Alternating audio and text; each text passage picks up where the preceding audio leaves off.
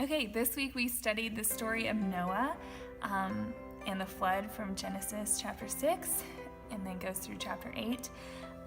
One of the most well-known stories from the Old Testament. So I brought this children's storybook Bible. As we know, this is called the Jesus Storybook Bible. In it, they literally take the stories of the Old Testament all the way through the New Testament, but they show how all of the stories, it even says on the title, every story whispers his name.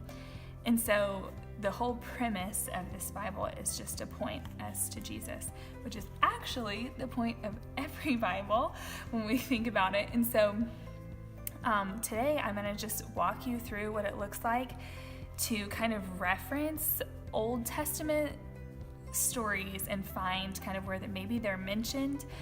Jen does that a lot in the Bible study, where she'll like show you how something from the Old Testament is in the New Testament again, and so we're going to kind of look at how to do that.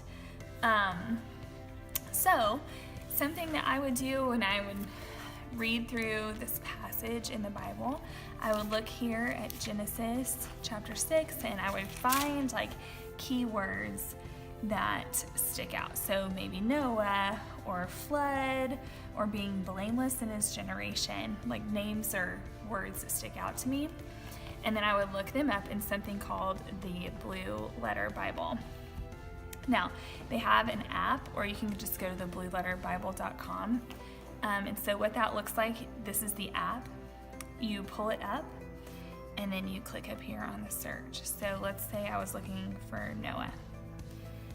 I have a little graphic organizer here that we're going to write the name Noah in. And then we're going to find where he's mentioned in a New Testament verse. So here it says search range the whole Bible. I'm changing that to just the New Testament, and it gives me a list. So if I was doing my quiet time by myself, I would just look up a couple of these verses and read through them. So this one, let's do 1 Peter 3:20. So I'm going to look that up in my Bible.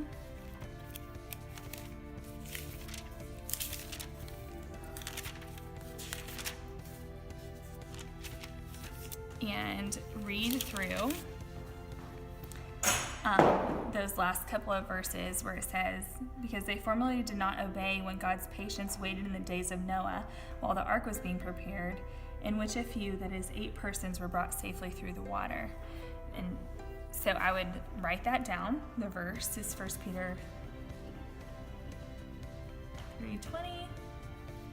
And then I would just spend some serious time like reading this entire passage here, thinking about why it was mentioned in the New Testament. Like, what was important to Peter to be able to mention this from the Old Testament? Why does that connect to the gospel? And even just doing this in our own brains. Like, we don't have to have a graphic organizer to write it down. That just sometimes helps us. But the questions that I would just be consistently asking myself were, what similarities does this story have with the gospel? So if I'm looking back at Noah and talking about how he was cleansed by the blood, or cleansed by the flood, the earth was cleansed by this flood and God's patience against him, how does that apply with the gospel, and what does that look like for me? And then the second part of question that I would ask is, what parts of God's constant character do I see that point me to the gospel? So when I think back to the verses in Genesis, what parts of God's character do I see? Those kinds of things would be patience,